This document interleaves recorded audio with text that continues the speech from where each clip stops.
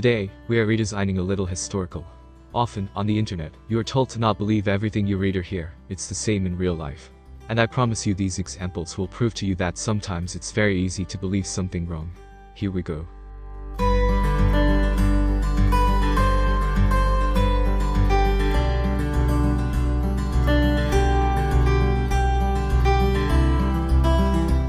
The Tanaka Plan. This thing is a real mess. It is a document that explains the strategy that the Japanese want to use to conquer the world. Just at the first time it appears, it is in 1929, in a Chinese newspaper. It will then be translated into English from 1934. And for decades people believed it was a real thing. Basically, in this shot, the former Japanese Prime Minister, Tanaka Plan, he would explain to Emperor Hirohito how Japan was going to conquer the whole earth in several stages. Starting by conquering Manchuria. It is a territory straddling Russia and China. And then he plans to smash China, then establish bases in the Pacific. Then by conquering the United States, and so on. Suddenly, inevitably, I understand them, the Americans, they really took this document seriously. Especially since, during the Second World War, the strategy explained it's exactly what the Japanese use. They attack Manchuria first.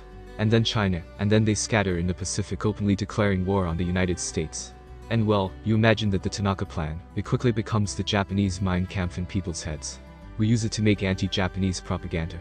He is taken very seriously except that, well no one has found traces of this plan. Before its publication in the Chinese newspaper in 1929. And, just after the war, the veracity of the document is questioned. And it was in 2007 that a group of Chinese researchers confirmed that the stuff was totally nonsense. In the 18th century, Charles Julius Bertram, an English expatriate in Denmark, gets your hands on an incredible document. The description of Britain. This is a 15th century map believed to have been drawn by an English monk, and which represents England at the time of the Roman occupation. The legends are in Latin, and we find names of cities or roads completely unknown until then. Can you imagine the historic revolution at the time? But all English history books adapt to this discovery. Archaeological excavations are launched, historians are turning everything they knew upside down. And inevitably, that made Charles happy, who easily finds a job and who lives the rest of his life very cushy. For 100 years, the whole history of Great Britain is readapted based on this map. Until the day when several guys, started with a German, Karl Wex. Well, they wonder about the veracity of the trick. In a few years, several historians prove that the thing is completely false. Good old Charles, he made it from scratch. And no one at the time detected the fake. And inevitably, 100 years later, well, it's complicated to change mentalities. The English historians now assimilated it as true, and they refuse to believe it was a hoax. So, even nowadays, from time to time, there are certain elements that can be found in certain history books. Can you still imagine how a guy, who was pissed off one day, succeeded in influencing the history of an entire country to such an extent? This stuff is crazy. April 20th, 1945. It smacks of the end for Hitler. He then launches the Operation Seraglio. The operation is simple. About 10 planes flee Berlin with 80 members of Hitler's entourage on board, and a few trunks full of documents belonging to him. All manage to hide in the Alps except one. He crashes in the middle of the forest. By the time the authorities arrive, the villagers have already looted the wreckage. So why am I telling you this? To understand, I must introduce you to this man. Konrad Kujau. I apologize if it doesn't sound like that. It is one of the largest German fossils in history. In the 70s, his business was to create false Nazi documents and resell them in fashion. Hey man, look. A letter written by Hitler. It's crazy you give me 1,000 coins and it is for you already. He understood the vein well. But one day he hears about the story of the plane crash and eureka, he has a brilliant idea. Write notebooks in Hitler's diary. He then comes into contact with a West German newspaper which was called Stern, and which is still called Stern by the way. And yes, West German because I remind you of the time, the Cold War, separation of Berlin into two, East-West. He therefore contacts the newspaper saying, hey guys. Crazy thing, I have Hitler's diary. There were like 10. I sell them to you for 40,000 euros a piece. The newspaper, surprisingly, accepts, and twice a month Konrad gives them a notebook. And then after 10, since he likes money, he tells them that. In fact, my brother-in-law who knows the officer who knows the cousin of the farmer who found the trunk in the plane crash. He told me that there are not 10 but 80. But suddenly, he asks me for a little more money, so, well, I'll give them to you at 80,000 euros a piece now. In short, all that lasted almost 5 years. Until the newspaper started to tell itself that all the same, it's a little doubtful as a story. They had the notebooks analyzed by experts and gave the news. All fake. Konrad had recovered several million like that, and he was sentenced to 4 years in prison. Quite a few newspaper editors quit in shame. and considering that it made at the time all over the world, I understand a little the gesture. This document is certainly one of the most famous forgeries in history.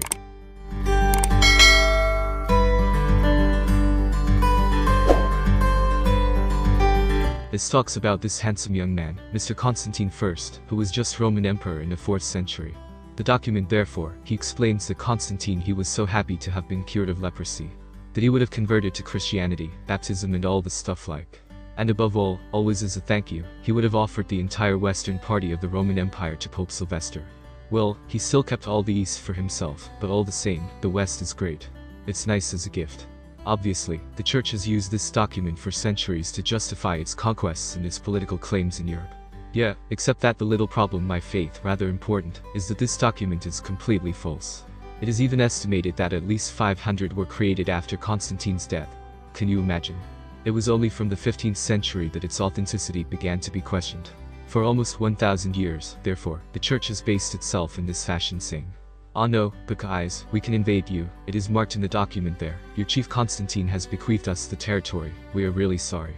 Well, we start in a story that will have provoked a lot of hatred. Like the previous fact, it's a bit touchy subject, but it's okay, I assume. Well, as usual, we have to put ourselves back in context. We are in 1901. The Russian Revolution has not yet taken place, and we are still in the middle of the Russian Empire, with Tsar and company. The Tsar's political police exist, therefore, still. Her name is Krana. And she wasn't super clean. Like, I guess, any more or less legal political police. In short, if I am telling you this, it is because it is in the Persian premises of the Krana that the protocols of the sages of Zion would have been written. This text is a set of transcripts of all mega secret meetings, organized by heads of extremist Jewish organizations that were plotting to take control of the planet. In short, the ultimate and perfect conspiracy theory scenario. The text is therefore published in Russia, and it had to convince the Tsar that the Jews are villains, and that they should be got rid of. So very quickly the document is proven to be false. And when I say very quickly, it's already in the 20s.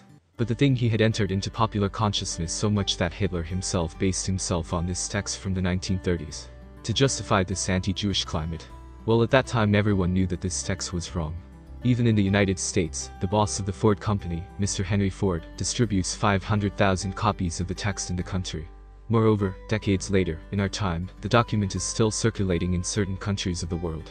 And quite a few people use it as anti-Jewish propaganda, even though this stuff has been declared false since the 1920s. Like what? I repeat myself, but please, before you believe in anything, doubt everything. Investigate yourself and make up your own mind about things. I promise you this is very important. Here we touch on the recent scandal which directly concerns the CIA. Well, let's sum up. At the very beginning of the 2000s, Saddam Hussein was still the boss of Iraq. Americans really want to hit him, but we have to find a reason. And there, as if by magic. Thank you for the Italian secret services who provided in 2001 a mega top secret report, which will indicate that Iraq buys uranium from Niger, a country in West Africa. And uranium, what is it for? Making nuclear bombs. They needed no more at the CIA to report on this, put this in the hands of our dear George Bush, and see the world burn. Well, I'll start the facts again. In practice, there were plenty of other reasons for the invasion of Iraq in 2003. But still, this secret report fell, damn good. Well, the thing is, the United Nations, they quickly proved it looked damn wrong. And they haven't proven it 10 years after the war. No, they raised the first doubts even before the start of the war. Moreover, the crowning glory is that even the CIA, in 2002, they said that even the report could be inaccurate. Now, you have to start to understand how popular opinion works. If you say something very powerful to him, it's hard to make him change his mind after that. So the war still took place. Anyway, big scandal which largely has its place in this ranking. Of a brilliant plan devised by the British during World War II, which includes the creation of very useful fake documents. In 1943, the English fought in North Africa. They want to invade Sicily because it's a little bit strategic. Except that the problem with Sicily is that it's full of Germans. Operation Mincemeat therefore had a very simple objective: to make the Germans believe that landings were going to take place in Sardinia, Corsica and Greece. Like that, with a little luck, the Germans, would empty their Sicilian garrisons to go and reinforce the other bases. The plan, it was perfect. The English recovered the corpse of a poisoned dead man. Dressed him in an English uniform, they put a lot of false secret documents in his pockets. And they released him in the open sea, not far from the coast. You will have understood that the secret documents they revealed, precisely, all the projects of the false landings. And this is how a false Major, William Martin, ran aground on April 30, 1943 on a Spanish beach. The Spanish warned the Germans, who fell into the trap. Sorry for those who already knew this story, she's really too crazy not to talk about it. And now, these false documents have clearly changed part of the story. I don't know why, but it's really a subject that fascinates me. All these stories of documents, completely false rumors, but which still had an impact to think that some people managed to believe 100% of the things they hear, without questioning anything. No, but even me friends, don't take my word for it. Thanks for watching. Please like, subscribe and hit the bell icon for more knowledge-matic videos.